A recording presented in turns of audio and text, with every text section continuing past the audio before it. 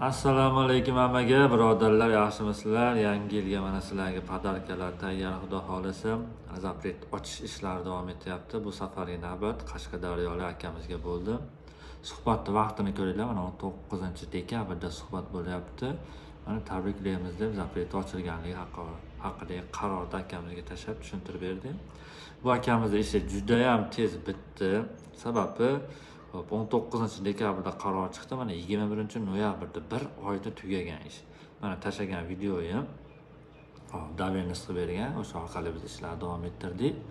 Mana tashlagan videomda tashlaganimga sabab ya'ni Qashqadaryolik akamiz Andijonga kelib o'tirganligi yo'q. Hammasi masofadan bo'ldi. Biz Instagramdan topgan, ko'rdi, tushuntirildi, to'lovlarni amalga oshirdi, zapretini ochib ishini tugatdi. Hali u bir-birimiz bilan ko'rishgan joyimiz yo'q. Akamizga ishonganim uchun Alloh rozi bo'lsin. Xudo xolisa davom etadi.